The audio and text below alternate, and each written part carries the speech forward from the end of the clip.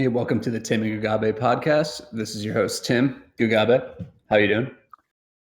Yeah, ticking along. Just back from jiu-jitsu. Nice to have that back over here. I'm aware you guys are all living under a rock somewhere in mortal peril, but oh well, that's what it is.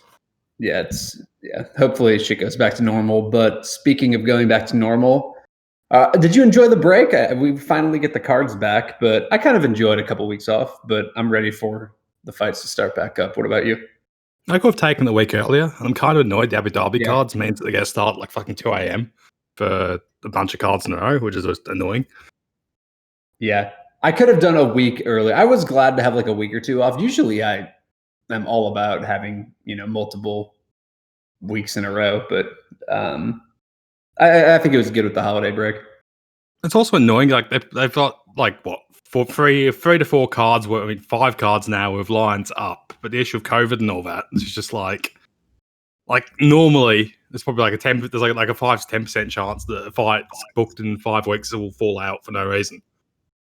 Right now, it's like 20, 25. Yeah, I mean, we have 12 fights on this card now. I am guessing 4 fights. What's the over-under on how many fights will be affected, whether it's change or completely scrap? Probably 4? Between now and kickoff? Yeah, I mean, it's 11th, 5 days. I would say 4 fights on this 12-fight card get affected, right? I think Abu Dhabi is usually a little bit, I'd say 2 or 3 because Abu Dhabi seems to just have their shit more together. They're probably not testing the same way. Yeah. Yeah, they do. Honestly, would not shock me. Yeah, maybe Abu Dhabi. I'll put since it's Abu Dhabi, I'll put the over under like 2.5. Yeah, but now it's going to be 7. Anyway, let's start at the bottom of the card. Title eliminator: Sarah Moras and Vanessa Melo. What do you think? Jesus, my gut feel was kind of leaning Melo because it was like Moras's game isn't particularly functional. Like she doesn't really minute win even against shit competition.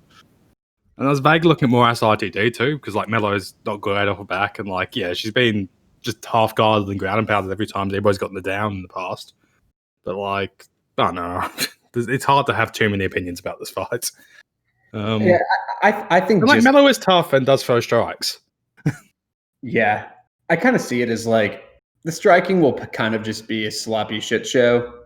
Could see either girl having moments. And I do think Moras has the grappling upside. So I understand why she's a favorite. She'll be a little bigger too. But I don't feel like going much more into detail about this fight. But there's some other observations. Like I just get like Melo just doesn't seem to be able to know how to get up, which one takedown for Moras could be the round. That's kind of the thing of why I think the line's probably justified, but it's still low level shit, right?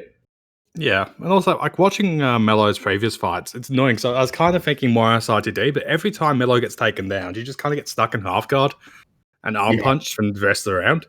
Yeah, like she doesn't open up holes. She doesn't try and improve her position. She just kind of sits there, and it's just like. Like, Moras will probably be able to control her easily, but I don't think Melo will do enough to force a sub, if you get what I mean. Yeah, for sure. Like, Melo's not going to panic and start getting up and get a back taken kind of thing. She doesn't. She just sits there and gets punched. Yeah. What's the... Oh, yeah, I was looking. I was going to say... Yeah, I don't even feel like talking about this fucking fight anymore. Let's move on. Let's go to another title eliminator. Austin Lingo and Jacob Kilburn. I got the under very early at like plus 170. That's crunched quite significantly. Like we're both just gonna swing, for lack of a better term, but that's just how they operate. Can you remind me on Lingo? Like this is one fight I didn't look into much yet. I remember Kilburn. I remember Billy Q just murdering him. And I think Bobby MMA guy, he was like minus 250 against Zalal when Zalal was just like Zalal's debut. He's just kind of throws hooks for 5 minutes and then gasses. Doesn't check leg kicks. Not great. He just throws hooks for a minute for a round and gasses. Does he know how to grapple? I'm just blanking on his game. I remember he fought Zalal and got worked. Zalal owned him in grappling. And Zalal's an okay grappler, but it's not like he's ADCC winner. Yeah. Zalal's not bad. Yeah. Yeah, I mean, that was a really off line in hindsight. We just didn't know Zawada was competent. Yeah. I think I played Zalal for like a unit and a half because I was just like, I just didn't rate Lingo. And then, like, in hindsight, that was probably one of the better lines of the year if you actually had, like, hindsight view of it, because it was like plus 250, ended up being like minus 300. Yeah, at least. Like, Zalal 30-26. Could have been 80% there easily.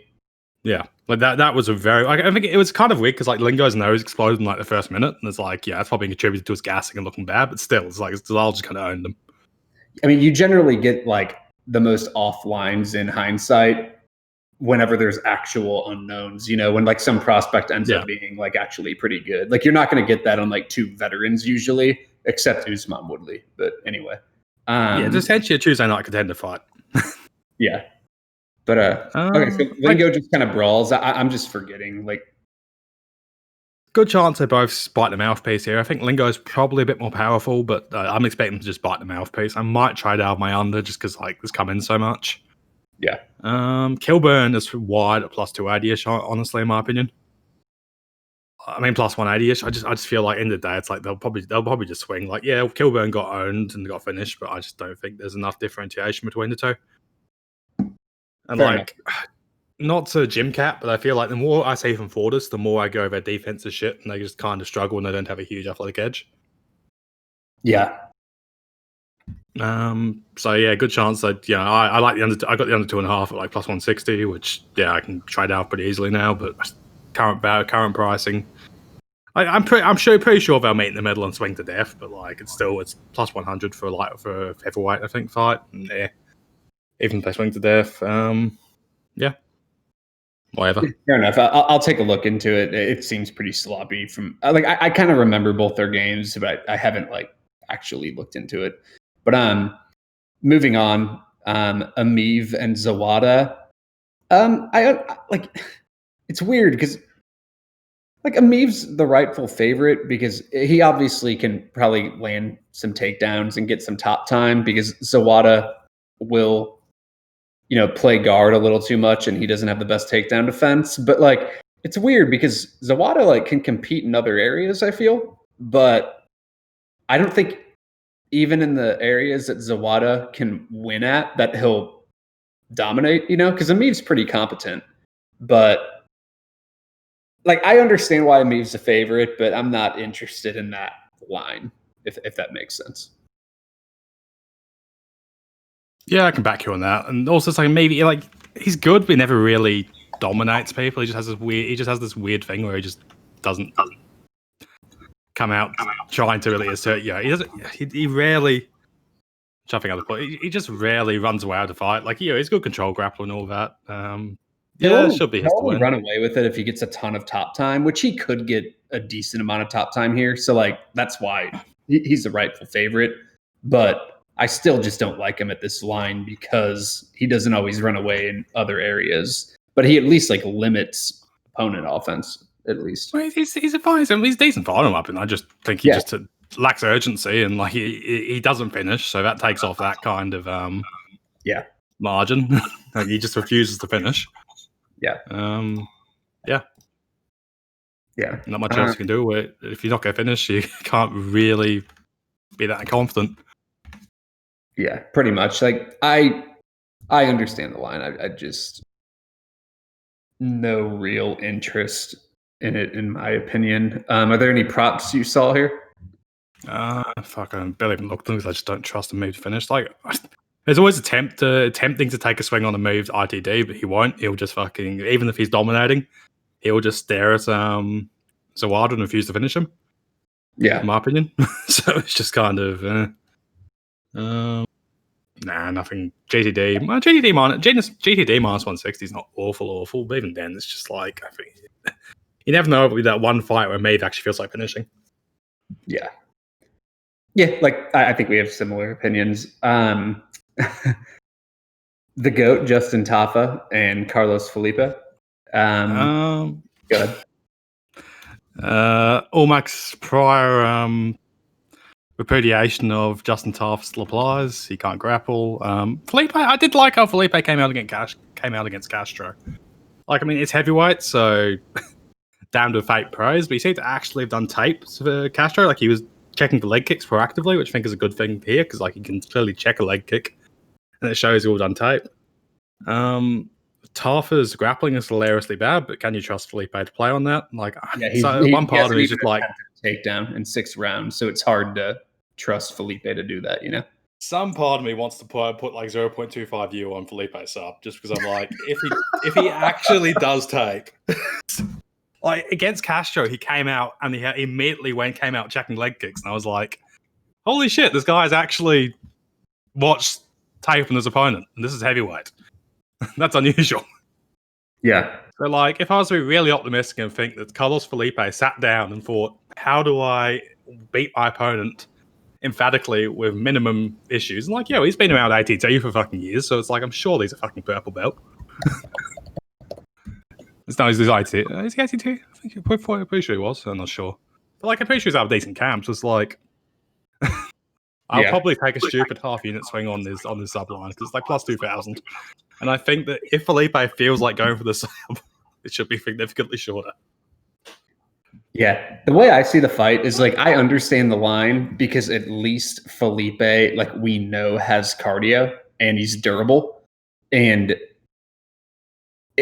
I kind of consider this a speculation type of fight because if Tafa's regional tape didn't look good, but it was a long time ago. If he randomly has decent cardio, I think he could compete fine. You know, like it's a heavyweight striking fight. Tafa's got some pop, so I'm sure if he has cardio, he can compete here.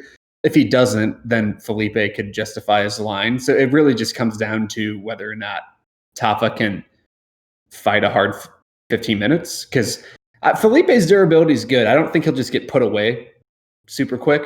So, I think it really just the whole fight comes down to Tafa's cardio, and I think the line will be dictated on that. It's almost like Quarantillo. What was it, Tucker? Where I just like didn't really know if Tucker actually had cardio or not, and then he ended up having cardio and he dominated. So the whole fight really came down to that factor, and that's kind of what I think this is. Do you kind of agree with that line of thinking? Yeah, I'm probably a little bit higher on Felipe. I just like Castro. I like the fact he seemed to have done tape, which again, this is heavyweight, so that's unusual. Also, he's quite high tempo for heavyweight. He is. Against Castro, he threw about 12 strikes a minute. Against Spivak, he threw 10 strikes a minute. He threw like 12 strikes a minute whilst he was standing because like round 3, he just kind of got fucked. Yeah. So it's just like, for a heavyweight, throwing 12 strikes a minute is pretty solid. And he does keep up pace. He hits the body. Yeah. He's not the most accurate or anything, but it's like, if I feel like he's got solid cardio for a heavyweight, he seems to game plan and he puts up a decent tempo. And I'm just like, can Tafa throw 10 strikes a minute for 15 minutes? I'd be very surprised. Probably not, but we don't know for sure, like type of thing. Like 66% is fine for me. Again, if Felipe was to actually go to grapple, I think he could cover minus 500, but that's just because I think Justin Tafa is the worst worst grappler since like double-digit UFCs. Yeah, no, I mean, if some of his regional tape, his grappling is really bad, and we haven't seen him forced there since. So, yeah, Felipe the thing though is you can't trust Felipe to go to that path because he's never even attempted a takedown. It's like I understand he has a different matchup, but that's trusting a fighter to understand that. And, if you just play it as percentages, he might do that. He might just strike. Just watch Castro versus Felipe. Watch how Felipe approaches Castro, and you look at it and you see elite fight IQ. But it's in a striking context, not a grappling context. So I'm just saying. I just assumed if you've hung around Brazil for your childhood, you're going to grapple better than Justin Tafa. Oh yeah, I'm saying that, but I'm just saying like you have to look at this in percentages of if he'll follow a game plan or not. Oh, 100%. Yeah, I agree. Yeah, and we've seen fighters follow game plans really intelligently, and we like Damian Maia does the same thing every time. And then we see Eric Anders, who tries to grapple Krzysztof Jotko, who's one of the better grapplers at middleweight. And then he doesn't try to grapple fucking Roundtree. So you just don't know. In his defense against Roundtree, he was unconscious essentially the entire time. But I don't know, like, yeah, is what it is. Yeah, I'm just saying. He still tried to fucking grapple Jotko for like the whole fight, and he just lost because he tried to keep doing it. But okay, yeah, that's kind of the way I see it. I feel like it's kind of a speculative fight. Breeze and Akhmedov. I want to look into it a little bit. I feel like Breeze is like probably better everywhere, but I do respect Akhmedov. Just he keeps fights competitive, you know. So like I don't know if there's a ton of value at a 6 out of 10 line, which Breeze is currently at -150. I do favor Breeze. Like I feel like he has more upside. He's bigger. I feel like he's probably a more skilled striker. He defends takedowns pretty well. So I feel like he's probably a little better, but I just feel like Akhmedov hits hard, and I do think he generally competes well against almost everyone. So, and it's not like he'll like gas out hard like he did with Weidman, because Breeze isn't going to offensively make him wrestle a lot. So that's I could just see it being kind of a competitive striking fight, but I probably think Breeze is a better fighter. I'm kind of just going, kind of thinking out loud. What do you think? What do you think about this? About where I'm at. I just feel like for Breeze, he's kind of in that head case category. I'm not going to go too far into narratives. It's just like some fighters, I just think there's a 10% chance they just shit themselves. Yeah. So it's like, I think, Breeze does best. I think he probably could make an argument for -200, minus 250, but it's just that extra 10% of Breeze shits himself. Yeah. So I think that's probably about right. It's going to be one of these annoying ones. I feel like if Breeze wins, it'll probably be like it'll look like hindsight -300, and you'll be like, oh, we dominated him everywhere, he's just better. yeah. But if Breeze loses, it'll be something fucking stupid like the Allen fight. Yeah. Like he lost to Brendan Allen, and there was no good reason he should have lost to Brendan Allen. Yeah. Like Breeze is better than Dalkaus, in my opinion. Or at least comparative. Like that'd be a good fight, actually. Breeze versus small Dalkaus. Yeah, I think I like Dalkaus too. Like I think Dalkaus he's just a well-rounded fighter. Just athletic issues, really. He should have. He's better than Brendan Allen. I feel like that fight was so weird. It was just like perfect timing on random big shots by Allen. You know, like I feel like he was like losing the minutes. But they probably won him 2 rounds. Yeah, exactly. But I like Dalkaus. Like I remember I didn't think he was all that great going into his Contender Series fight, and then he kind of like impressed me in that fight. I was like, oh, he actually knows what he's doing pretty much everywhere. And I mean, I feel like he's looked pretty decent in the UFC in his first 2 fights. Yeah, like just Brace. It's that extra 10%. Like I've got stuff in McMahon like later, but I just feel like McMahon at least he got better price and all that sort of stuff, and it's just like, but Brace just always gives you that worry of collapsing. Yeah. I still do think sometimes he can end up on his back and he'll go for like leg locks and stuff. Oh so yeah, he's a Danaher guy, right, Brees? Yeah, he reminds me of Askarov when there's some very good skills there, but also he doesn't necessarily attach them together in the best way to win fights. Yeah, yeah. Your guard is very good and it's very sexy, but you're playing guard in the UFC.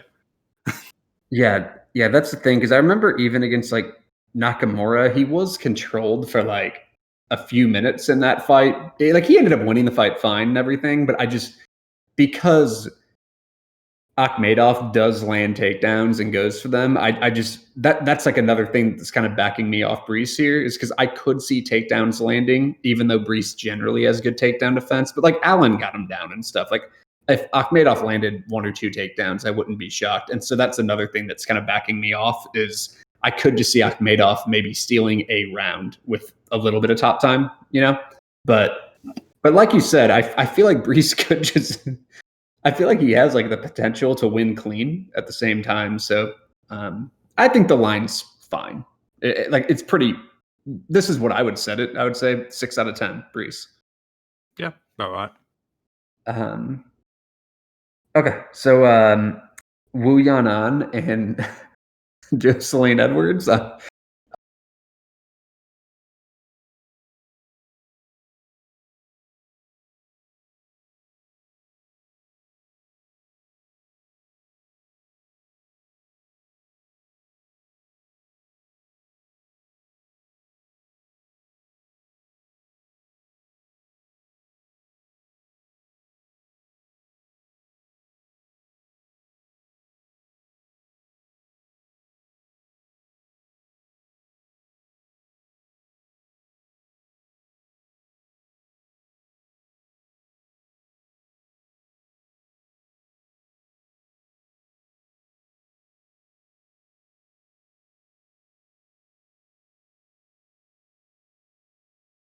I'll just.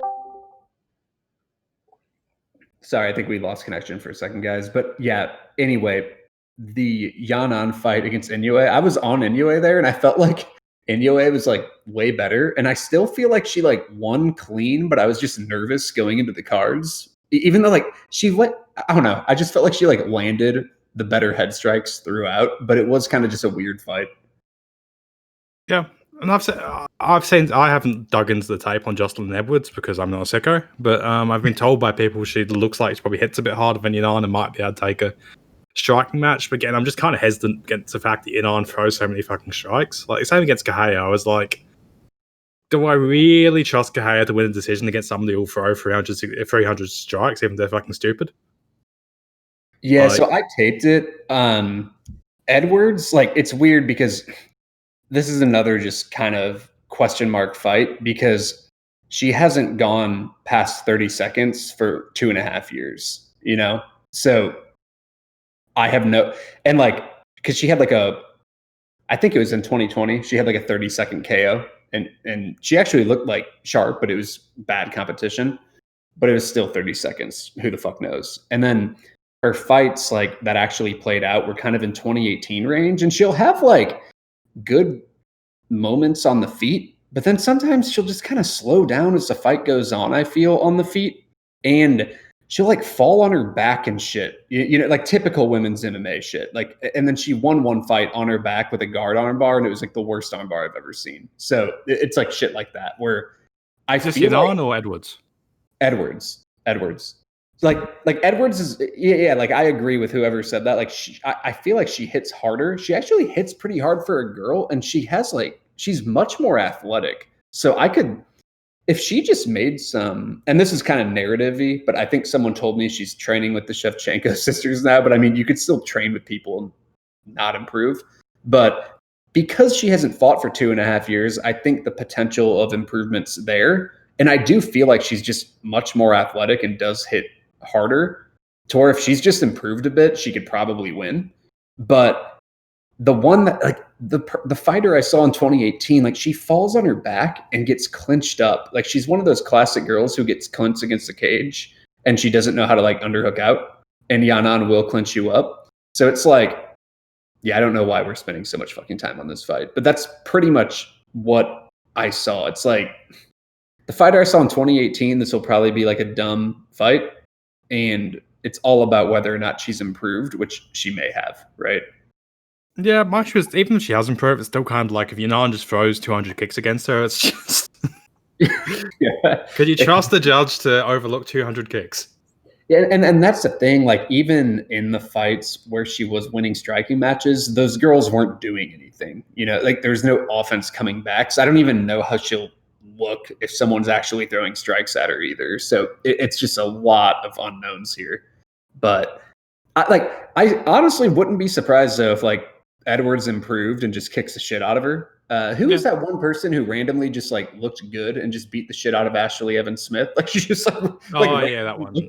Well put together. There's been a few lately. Yeah, oh yeah, that one. Remember that girl against in Hawes last fight? Oh yeah, that girl too. Yeah. Yeah. She just got matched up. Yeah, I know who you're talking about, but like both of those girls, it was Norma Dumont and then I know who you're talking about, but they both like all of a sudden randomly looked like pretty decent women's MMA fighters out of nowhere. So it's like, or even the girl against Robertson like 2 weeks ago. Yeah. Yeah, and that's the thing. Like, this girl hasn't fought for 2.5 years, and she's young. So I'm just worried that, like, if you play Yanan, I don't know. I wouldn't play Yanan. Like, it's probably, I think it's a pass, but I think it's probably dogger pass, because I could just see Edwards just looking minus 300 here for like some stupid like improvement. But who knows? When's the last time Yanan fought? Yanan hasn't fought in a while, has she? And she's supposedly 24. Yanan hasn't fought since 2019 August. Was that against Inoue? Yes. Yeah, it's been a while. So, she's apparently 24 years old, which seems iffy. Yeah. I am just worried about Edwards. Just she's really green as a grappler. I mean, she just really green. But then again, like I said, 2.5 years, all of a sudden maybe she like looks really good. It'd be fucking hilarious. God knows.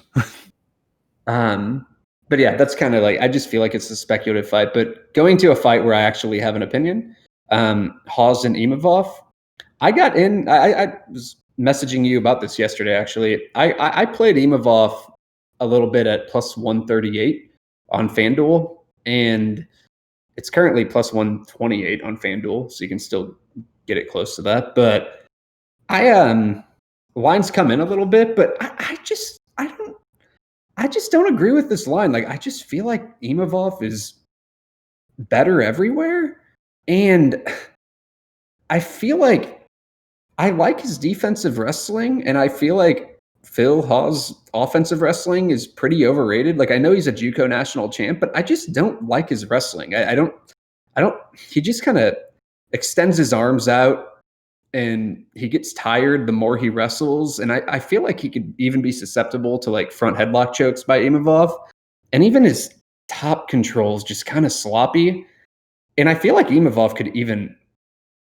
Like, I think he can just generally stop the takedowns. I wouldn't be surprised if Hawes landed like one or two, but I just don't think he's going to consistently out wrestle Imavov throughout the fight. And I just feel like Imavov's a cleaner striker and a better striker. And I also just think Hawes is being overrated as a finisher. His KO line is plus 125, and that's implying like 46 knockouts out of 100. And he's never KO'd anyone who's UFC level. And he's fought 3 guys who like are UFC level, Luis Taylor, Sanchez, and Marquez. And he didn't look like a major KO threat against any of those guys. And I just feel like if he doesn't get a first round KO, he doesn't justify his line. I just don't see 46 KOs at all. Like, I feel like Imavov is actually going to knock him out. Like, personally, like I think Imavov has a higher chance at a finish because I think he will at least have 15 minutes of striking cardio where Hawes won't. And I just feel like Imavov is a more dangerous grappler and a more consistent striker. And I know Williams kind of gassed in that fight, but Imavov still just outstatted him throughout the fight. And I just don't think Hawes is very good. I don't know. I feel like I'm repeating myself, but what do you think? I think, yeah, I'm not particularly enthused by Hawes. Like, he looks okay, but whatever. Imavov, about the same. Like, I felt like he kind of pulled away against Williams after Williams' cardio deft. It's good because you probably get line movement in your favor because of the frothing at the mouth of gang. Imavov seems fine. Like, I just hope whoever wins does it by aggressive finish. I can fade them against somebody I care more about. That's kind of my review. I took a little bit of Imavov, my plus 145, because I saw the lines coming in a bit, and I was just like, I know the frothing at the mouth of gang's going to get in here. But personally, don't care too much. Even just like, not even on just regular like tape study analysis about the. I was just surprised Imavov was that wide of an underdog, just because he's like Dagestani and shit. Like, I was just surprised by the line. Yeah. Like, even if Hawes was justified, I don't think he is just on the tape, or if you just kind of look into it. But even if he was, like, I am kind of surprised that he was that wide. Like, I'm still surprised he's minus 150 on some books. Yeah, like, Imavov crunched in late against Williams, which I wasn't like, Williams gassed fucking hard, which kind of gave Imavov the fight, but Williams was winning the first round, so it's kind of, I don't know. I think that line, I understand why Imavov got bet, but also I kind of feel like I don't think anybody was necessarily calling Williams cardio defing. Yeah. Imavov just, like, and that's the thing, like, when Hawes fights have played out, he doesn't land a ton of strikes, and Imavov, I know you could talk about Williams gassing, but even like Jonathan Munier or whatever the fuck his name is, like, that guy's like better than anyone Hawes has probably beaten. Like, honestly, just like look at Hawes. Hawes hasn't beaten anyone good, and Imavov lit him up too. On the feet, and just like I like his striking defense, and he counters really well. Like, when you blitz in, And that's like all Hawes does. He just kind of blitz in and throws hard strikes. And I just feel like I don't know. I honestly, I almost feel like I'm overconfident. I feel like I'm like missing something because I just feel like Imavov's better. And I don't know. I just think he's going to be, I honestly think he might hindsight look like a big favorite, but obviously a first round KO could happen. But Imavov's never been knocked out in his career, and Hawes has literally never knocked out anyone when he's gotten a step up. And Imavov would be Hawes' best win. You'd agree, right? Easily. Yeah, I don't rate Imavov that highly, but like I'm kind of agnostic on the whole thing. Like I'm just planning to trade out once the Dagestani money starts hitting in the last 48 hours. Fair enough. Yeah, I mean, like, honestly, it's just I think there is a legitimate phenomenon I've seen over and over again where the market just blindly piles in on Russian or Russianish fighters, and it's just like sometimes it works out, other times it doesn't. Sometimes you get those cases where it's like a completely random prospect and they turn out to be good, and it's like, well, the market pushed at 50 cents in the last 24 hours and they must have known something. It's like, I don't think they did. It's probably been a good long-term strategy. It wouldn't shock me, but it's like a Nigerian thing. It's like I'm sure there's probably some validity to it, but also like you're gonna have a bunch of things where it's like, just because it's a good long-term strategy doesn't mean you should stame every single Russian. Oh yeah, no, I mean, I'm not saying you should blanket do it to everyone, but it probably has worked out. But I don't know. We don't have to talk about the fight that much anymore. But I just feel like Hawes is borderline KO or bust, and I think Imavov. I think his inside the distance line is a good line, like nearly plus 300. Imavov, like Hawes has been finished in 2 of the 3 losses that he's had, and I just. He's chinny, Hawes. I don't know. He just kind of gets like hurt in a lot of fights, but I'm just rooting for Hawes Brunson to somehow happen. What's up? I'm rooting for Hawes versus Brunson to somehow happen. That'd be fucking hilarious. Brunson's better than Hawes. Brunson's actually, yeah, but I feel like I've got very similar archetypes. Yeah, they are. I do think Brunson's actually capable of like round winning for 15 minutes, though. Where Hawes, I don't think he necessarily is. But okay, moving on to Todorovic and Soriano. Thoughts here? I was briefly tempted by Todorovic back when he was like evens-ish. I think he's probably the more skilled fighter, a bit better top control. Soriano just seems like a big swinging kind of a. Like he seems like he hits hard. He seems a bit gassy. Like that Pickett fight wasn't particularly good viewing for either of them. I think Todorovic just kind of outlasts him, and Todorovic's chin I trust more. But again, it's just like 2 stupid middleweights just banging into each other. Yeah. Personally, I'd probably try holding off to after round 1 and betting Todorovic, because I think they're both live to get the KO1. Like Todorovic's chin looks good, but it's like you can't rely on that forever. He gets hit a lot, Todorovic, but he lands like a shitload, but he does get hit a lot, so it is kind of a wild fight. Yeah, him against Townsend, like they fucking hit each other some nukes, and it's like, yeah, he stayed up, but do you really want to rely on he stayed up? Yeah. I kind of feel the same way. I do think both these guys will land, so it's kind of a shit show. I understand why Todorovic is a favorite. Like I do like his defensive grappling a lot, so I feel like Soriano is kind of limited to like winning a striking fight or like landing a knockout or winning a striking fight. And I feel like Todorovic could, he should be fine competing there. But I'd rather see how this first round goes, and just kind of see what happens. Yeah, best case scenario to me would be like Todorovic looks like he's winning on cardio, but Soriano has a knockdown in the first round, so you get Todorovic dog. Yeah, that'd be much what I'd be looking for. For sure. But I'm not particularly. I don't particularly care. Interested either. Yeah. Moving on to Buckley D. Chirico. I think this line's off. Buckley minus 1,000. It's like it's kind of like the Davison Moreno fight where I think the line's off, but I just like don't feel like playing.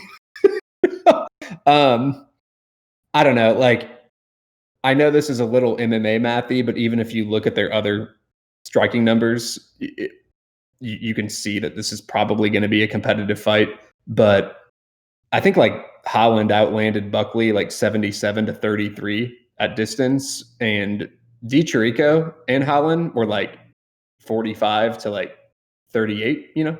It was more competitive. I know that's MMA mathy, but if you just look at their striking numbers, like Buckley was tied on the numbers to Kasangane, and Kasangane is pretty good, but I'm just saying it's not like Buckley's dominating anyone, and Chirico's much better as like at defending boxing on the inside than fucking what's his name, the Beverly Hills Ninja. Like that guy needs his kicking range, and Chirico like actually can box a little bit. And Chirico has 62% striking defense against actual good fighters. I don't think Buckley's just going to be able to walk him down and land bombs at will. Like I actually think this is going to be a pretty competitive fight, and I think the line's way off. Yeah, I agree. Like I played a bunch of Chirico plus 220, plus 230-ish. Yeah, just a bunch of going on all cylinders. It's just like Chirico is pretty decent, and why is he such a massive dog? That's pretty much my logic. Yeah, no, exactly. I'm just. It's like one of those fights where I don't even know if I'm necessarily picking Chirico to win, but I think it's closer to 50-50 than it is 70-30, right? I'd probably say 50. I'd probably say 60-40 Buckley, because at least Buckley is more reliable to come forward. But the thing is, like Chirico, yes, he can kind of stop doing things sometimes, but like if you come at him, he'll do things. And Buckley, it's not like Buckley is going to be putting a subtle outside striking clinic on him. Buckley is going to be fucking coming for him. And the way I see it right here, like and this is kind of MMA mathy, but it's just, sometimes you need to look broadly at things to look at a line, And Marquez, Holland, Miradov, and Cummings, I wouldn't put. I mean, some of those guys are better than Buckley. Like Holland literally destroyed him. I would say Miradov's better than Buckley. I think you'd agree. I think he would be a favorite over Buckley most likely. You are forgetting that Holland discarded the shoulder in that fight, aren't you? Yeah, no, I know, but still, even before that, it was like more competitive than Holland Buckley. But if you just look at the numbers in all those fights, they were all really close. So, like none of those guys looked minus 260. I would say maybe Holland did if he didn't get hurt, but still, in that specific fight, he did not look like that. I agree. So, like none of those guys covered that line, and some of them are better than Buckley's. So, like just looking at it from like a dumb perspective, even if you don't go into the details, just like a dumb broad perspective, I just feel like the line's off. And if you look in the details, I don't think that Beverly Hills Ninja guy is like really bad if you get inside his kicks, like he just does not handle pressure and inside punching well at all. And I feel like Chirico is actually like, he's sound, he's not like great, but he's hard to take down and he can compete on the feet. But like Chirico's never lost like a clear loss in the UFC. Exactly. Yeah. Like, I mean, he beat Marquez, like, and Marquez isn't bad. And yeah, like he was winning 0-3 in his last 3, but he could easily be 2-1. Yeah, he was winning a clean round. He won a clean round against Miradov, like a very clear round. And against Zach Cummings, it was very, very close until he got like he basically got knocked out at the end of the fight, right? Yeah, last second knockout. Yeah, it was a very close fight. Like the first 2 rounds are split, and then Cummings kind of pulled away, but it was dead even. Chirico had I remember just looking at the live chat. I remember people in here were scoring for Chirico, then Cummings just pulled out his ass. Yeah. Well, it was through 4 minutes, 50 seconds, that was a Chirico fight. Yeah. It was close from what I remember. And that's just what I'm saying. I just feel like he'll compete. And that line's really dumb. If you're into dogs, I feel like Chirico is probably, is he the biggest underdog on the fucking card? Zawada, I think it's about the same. Close. Leech is slightly bigger. Yeah, barely. Which, yeah. Like honestly, just looking at these between Chirico and Leech, I just feel like one of the two is going to hit. Yeah, I have more faith in Chirico. Yeah, fair enough. I'm not saying it either. I just felt they're both kind of coin flippy fights. Yeah, Well, moving on, the good segue to that, Ponzinibbio and Leech. I think it's funny because like their striking metrics are kind of close. Like if you kind of look at that, I just feel like though, like Ponzinibbio, his leg kicks, I just feel like are such a difference maker because they're a consistent strike and very easy to land, and they like drop people. Like it's just a really consistent strike, and he also lands his jab a lot. And Magny kind of teed off on Lee with his on Leech with his jab, and I just feel like jabs and leg kicks are consistent strikes, and he has a lot of power in every strike. And I like his defense a lot. He defends. He has he's 5% percentage points better with his defensive striking compared to Leech. And I do think things like that matter. Like that's a lot of that. A lot of those striking defensive metrics are why I play like Israel over Costa and shit. And so like I do think Pons should be the favorite, but and like I think he should win. I'm not interested at 3-1 because I do think Leech is he's pretty good. Like I mean he beat up Zaleski, you know, so and he has good striking numbers. So I do think he can compete here, but Pons is pretty good, and I just feel like he has more consistent strikes and they're very eye-catching, like his leg kicks and his jab. But what do you think? Yeah, I do, but I'd probably give Ponzinibbio about 60%. The main issue's become he hasn't fought in 2 years. He hasn't had a particularly competitive fight in 3. Which I think is, you know, he adds a bunch of volatility to what he's doing. Yeah. I felt like he matched up very well into Magny. Just he did a bunch of stuff Magny just does not like dealing with. Yeah. I still think Ponzinibbio would have looked minus 500 against Woodley. I kept saying that. I just feel like Ponzinibbio probably had one of the best abilities to beat Woodley. I mean, I thought Ponzinibbio was just an awful matchup. I said a few years ago on Twitter, I think at the time I only had like 100 Twitter followers. Like I was like Ponzinibbio would murder Woodley, and it was when Woodley was champ, and I got laughed off. But he would probably be favored now, pretty heavily, honestly. Right? Yeah. Just watch Magny watch Magny gets Ponzinibbio. Magny tries working off the cage. And Ponzinibbio puts a fucking clinic on Magny when he tries to work off the cage. Yeah. And it's just like, you know, what's Woodley going to do? Try and work off the cage. That's one thing I had on my notes is Ponzinibbio, he cage cuts really well. And he like kind of behind the black lines and near the cage, he's really good. Like he crowds well. Yeah. And Leech will get put there at times, you know? So like, I feel like Pons should be fine here, but it's a striking fight. There are some question marks, as you mentioned, and Leech has good metrics. Like, and I generally think he's a pretty good fighter. So, and a lot of Magny's win was like clinching and wrestling. Yeah, he got tired. Yeah. Clinch. He just seems to die. If Ponzinibbio worked as wrestling, I think that'd be an interesting tactic. I think it will be quite effective. Yeah, he just doesn't wrestle. Ponzinibbio can wrestle.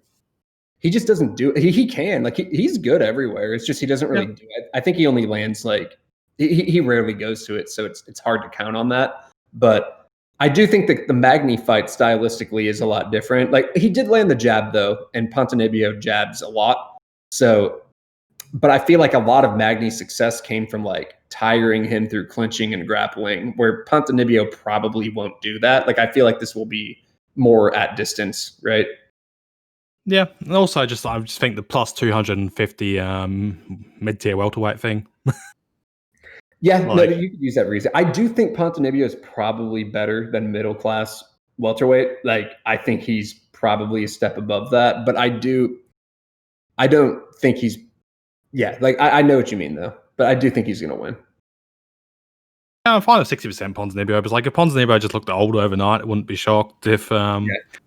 I just get something I just get to digress about Leech. I don't understand why the UFC are booking him like this. Like, if I'm the UFC, I've got this guy who's probably the most popular Chinese fighter they've got. Like, in terms of like actually inside China, he's more popular than Zhang by like a big margin. Is he really? Yeah, he's like actually like a legit like second tier celebrity in China. Damn, I think I've heard that before. Yeah, it's like you have Anthony Pettis, you have Robbie Lawler. why are you not putting fucking Leech versus Robbie Lawler over 5 rounds in Hong Kong or something? Yeah, You get your Chinese talent, a name, probably quite a good fight, and a ranking, and he'll with essentially probably zero risk. and he could Instead, win that you fight, have to too. mash him into random top 15 welterweights. Yeah, who are probably going to beat him. Like, honestly, I would have rather put, like, Leech Pettis would have been fucking great. Like, particularly Pettis is exiting. Yeah. Like, it's just my sort of opinion of how the UFC should do its business, but just for fuck's sake, just stop giving you've got a guy who's got China following, fucking build him. It's one of those things, like, I always am like, oh, fuck, the UFC needs to do this, but I'm sure there's so much, like, people rejecting fights behind the scenes, injuries, scheduling conflicts, so I'm sure, like, their job is way harder than we realize it, but Pettis fought, 4 weeks ago? but sometimes there are fights that get made where I'm like, why the fuck are you making this? Like, Pettis Moreno, I was like, if Pettis is on his way out, why are you giving him somebody he can actually beat? Yeah, for sure. Like, if I'm the UFC, he should be taking Pettis and juicing out the last shreds of his popularity. It shouldn't be like, oh, here's Moreno. He's going to PFL, which PFL has some, like, decent fighters at lightweight, so I wouldn't favor him to win that tournament, to be honest. And Natan Schultz will probably just grapple him, and then there's a few other guys. But oh god, Schultz versus Pettis would be a fucking meme fest. You hate Schultz. I think he's better than people think. Like, he's a pretty tenacious grappler, and that generally wins fights. But yep. He's got the Brian Ortega thing going on, and it's just like, I get what he's doing, and you can kind of understand his process when you watched it a few times, but it's still just kind of a dumb process. Yeah. Like, I'm gonna mash my face into you till you get tired. Just, I understand. Yes, it does work. It can work, but it's just. I mean, it's worked for him. He's won $2 million in 2 years, so without taking much damage. So yeah. Yeah, again, in terms of him, like, he's probably like high rolled his career, because I just feel like if he was in the UFC, he wouldn't really be like. Would he be top 15 in the UFC lightweight? I think wrestling would give him a floor to where he would beat a lot of guys, but I also think he would hit a wall with some guys where I'd take Dober over him. Who? Dober. Maybe, yeah. Like, it's weird because, like, Dober would absolutely murk him standing, but Dober is a little susceptible to grappling. But, like, it's weird because I feel like he could beat some guys, like, for sure, like, just because he grapples well and he's tenacious with it. But I do think there comes a point where he can't out grapple guys and he's going to get wrecked on the feet, But I think he's fine. Like I don't know. I think he's better than, like, this is going to be controversial, but I think he's better than, like, Chandler. But I mean, we'll talk about that coming up. But yeah, you're just annoyed because Chandler used to punch you on the back of cars in the road trips in the Midwest. Chandler's one. I carpooled with him to wrestling for, like, years. He's, like, one of the nicest guys ever. Teabagged him while he slept. Yeah, one of the nicest guys ever. Really nice family. Love the dude. I hope he does well in the UFC. He's had a good career, but I just think, and I think he's, like, a fine fighter. I just don't think he's top 10 in the UFC at lightweight. That's all I think. Yeah, I'm just trying to think.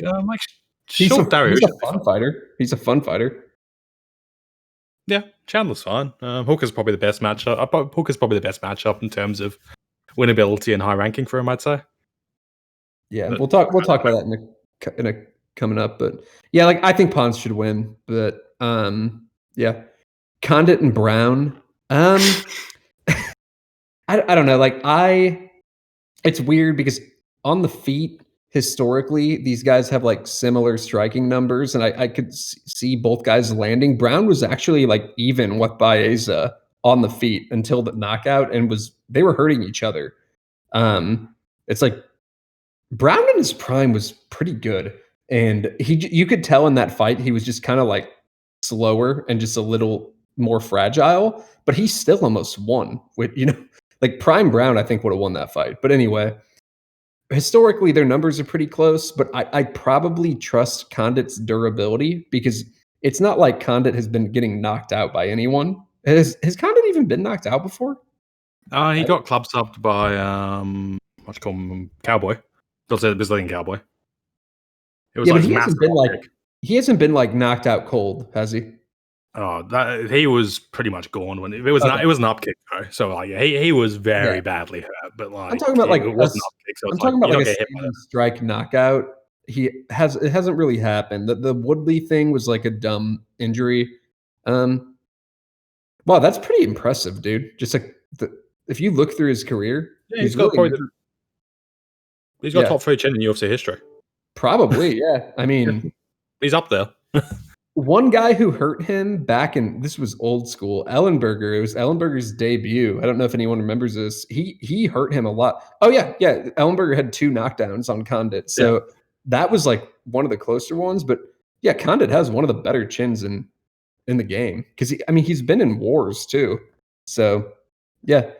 So there's that. Like I probably he still I think has probably a pretty good chin and probably a better chin than Brown. So I understand why he's a favorite.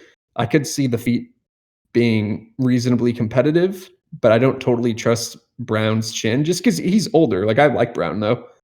But the thing is, like, Condit's takedown defense is awful. And if Brown's an underrated grappler, like I could see Brown just getting takedowns and riding out time too. So there's ways for Brown to win, you know? So like I'm not interested in Condit considering his 38% takedown defense. His wrestling's not good. And Brown is an underrated grappler who lands like 1.5 takedowns per 15 minutes in his career. So I think the top position path is there.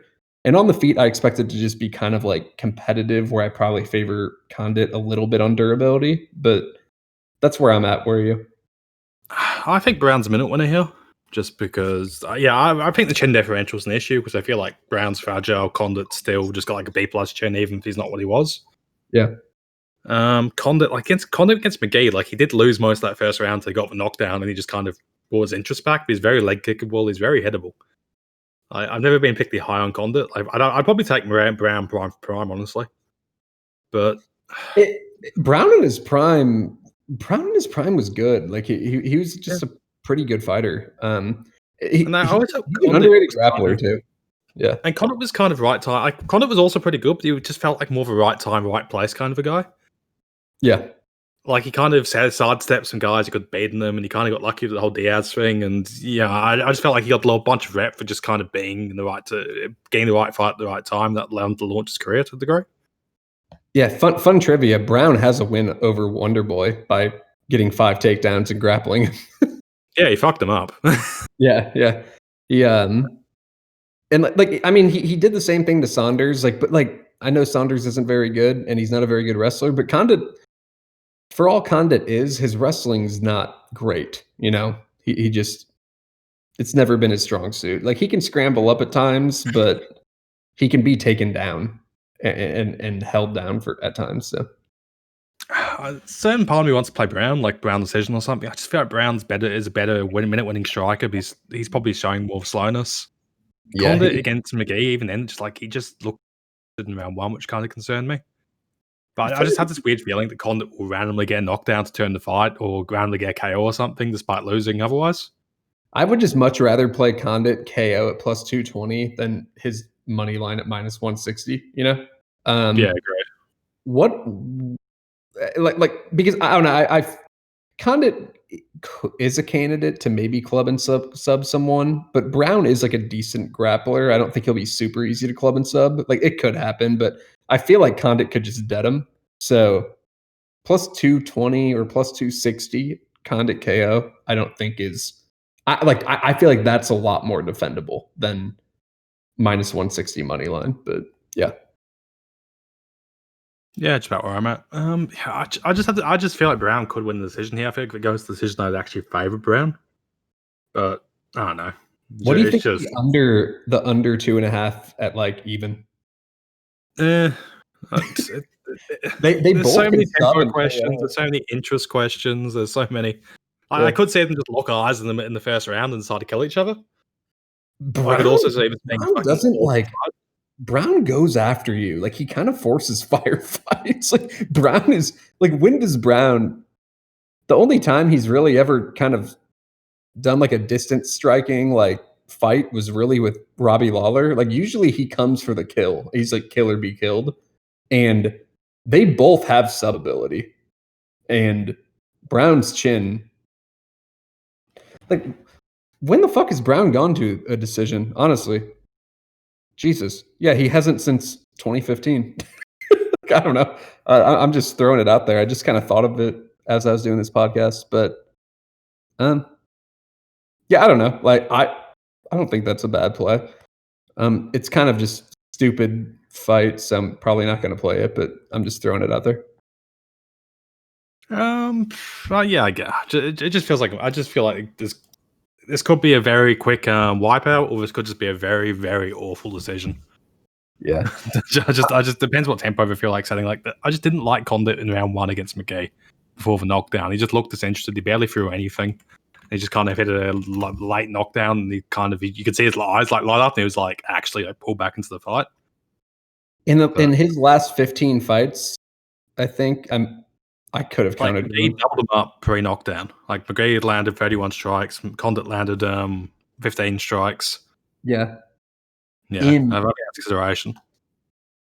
Hold on, I'm counting 3, 4, 5, 6.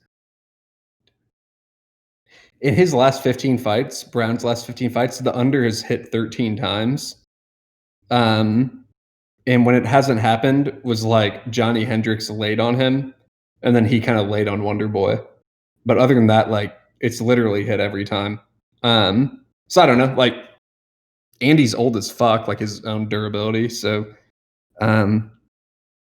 yeah, like I don't know. I kind of like the under, just like thinking out loud, but I don't know. I'm not gonna play it, but I was just throwing it out there. If anyone liked it, but I don't know. Moving on to the main event. I'm so tired, but moving on to the main event. Calvin Kattar and Max Holloway. Your thoughts? I've taken a little bit of Kattar's decision at plus 450. It's come in a bit since then. I don't know. I think it's a generally competitive striking match. They're both very durable. The cardio edge isn't. I just don't think Holloway has the volume or cardio edge as he usually does. So I just think it's a very close fight. Yep. I don't think Holloway. Yeah, I think they both got some weaknesses in the striking, but I don't think they're necessarily either of them poised to really take advantage of the others. Yeah. I like the big number. I like the big number I got for the decision, but honestly, I'm not too concerned either way. Like Kattar's, I'd play Kattar's decision over Kattar money line because you get like plus 300ish for a competitive fight. But yeah, I just think it's a competitive striking match. Yeah, both guys have like that's the thing. Like Max usually like wins fights when he can really just overwhelm someone or gas them, and that's the thing. Like I've always said that about him. Where like Volkanovski and Poirier, I was kind of worried about him in those fights just because those guys don't really gas, and Kattar's got good cardio. Like he's not going to gas, so I worry about that. And if you look at their total strike metrics, Holloway is a little bit better, and Kattar actually gets hit more than he lands on people. But Kattar has fought really good fighters, and he's pretty much kept striking parity. But if you look at Kattar's head strike numbers, he's outstruck everyone to the head except Moicano, and that was mostly because Moicano just destroyed his legs, right? And Holloway's not like a power leg kicker. I don't think that fight is applicable here. Yeah, agreed.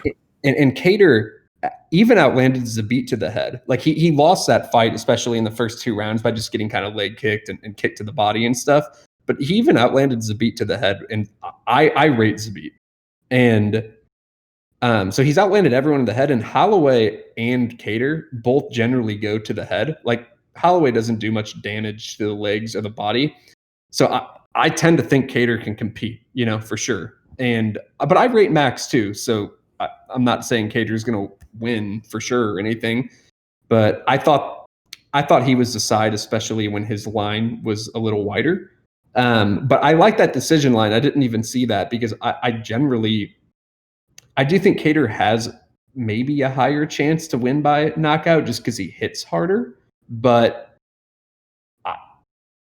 I generally think these guys both have good durability. So, and I think Kattar KO is probably the biggest threat to it. So it will probably go to the cards.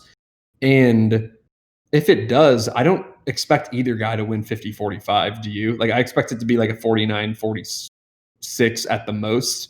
to a split decision type of thing. Like I feel like the range will be split decision to like 49-46-ish, sort of close, sort of competitive. So yeah, like I like that line. What's Holloway by decision? It's a lot tighter. Holloway decision. Yeah, fuck that. Plus 135 now. No. Especially because Kattar's only been outlanded to the head one time, and it was because his legs. He was immobile. Like if you watch that fight, he was fucked. Yeah, kind of. And like Holloway doesn't even hit hard enough to do that. And I do think Kattar handled the leg kicks better against Zabit. And Zabit even probably hits harder than Holloway. So yeah, like I'm expecting a pretty fun, competitive fight where both guys can win rounds.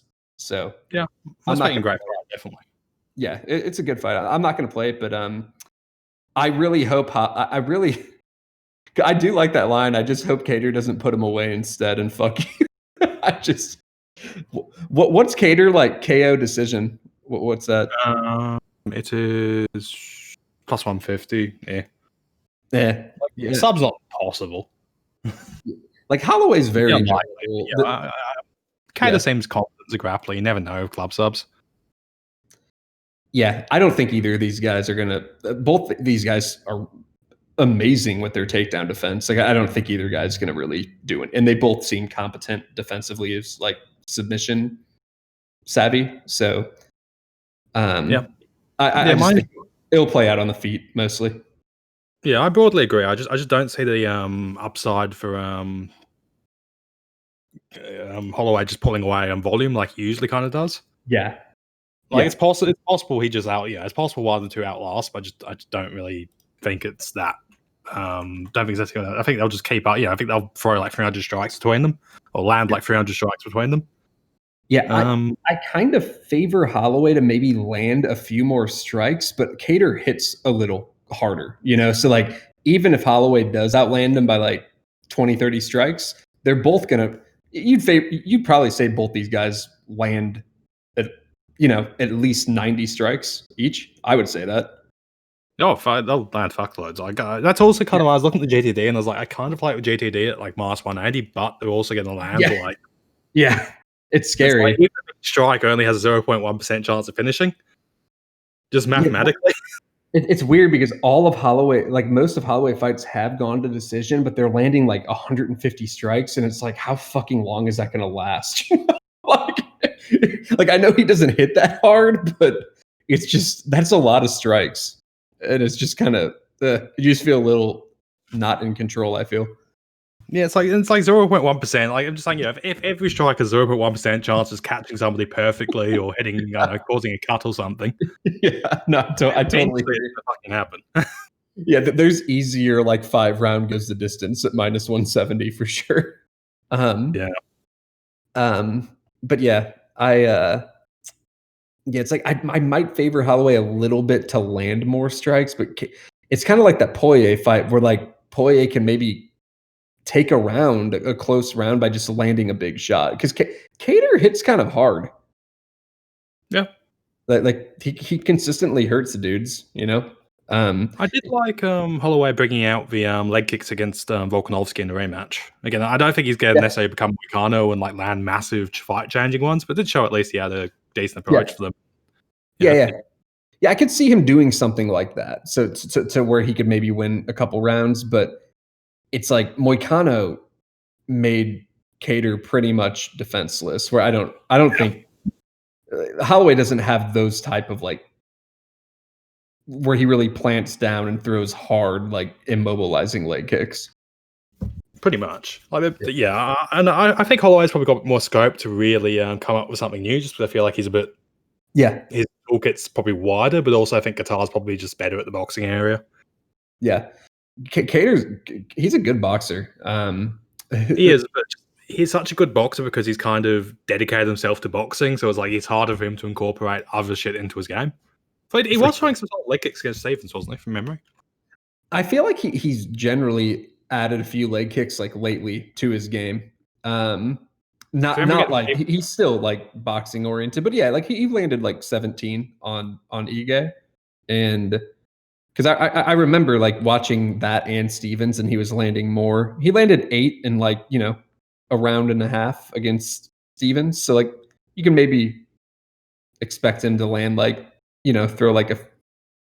land like 3 to 5 leg kicks per round, which is at least a little more than he used to. And also, like, Stevens clearly keyed in on the leg kicks, and Kattar just seemed a lot better at checking them and dealing with them. And Stevens, I consider Stevens to be a harder leg kicker than Holloway. Yeah. So, like, I feel like Kattar has some awareness of his leg kick hole and is working around a little bit more. So, again, it probably isn't as strong a hole as you immediately would think. Yeah, he looked better addressing them against Zabit and Stevens for sure. Definitely. And he like would move forward more to kind of take away the kicks. So, yeah. But should be a good fight. Yeah, it's a great fight. It's on like national TV too, like ABC. So like prime time. I've got some decent Kattar round 4 or 5 decision at plus 350. So I'm probably just looking at it like the second it hits round 4, just try it out. Yeah, for sure. A pretty good chance. I think I think the live lines here will be very tight. So I just think it'll be a closely contested fight. For sure. Like anywhere from like a 49-46 to a split decision is kind of what I think the range is. With an outside chance of like a Kattar KO, which probably won't happen, but I think it's probably the highest finishing path. Yeah. But cool. All right. That's everything. We have Wednesday. What's the main event there? Magny Chiesa, the main event of our hearts. We'll do that podcast maybe Sunday night or something. And then I was going to get Brett on as well. And we were going to talk about McGregor Poirier. I think because we talked about like every fight with him last time and it was like 2 hours. I think we're just going to do like, we're not going to be talking about Wu Yanan and fucking Edwards type of fights. We'll just talk about like the ones that are actually enticing. Yep. Yeah, it works. Cool. Awesome. But thanks, man. I'll talk to you Sunday. Yep. All good. Catch you. Thanks for listening. Yep. Bye. Bye.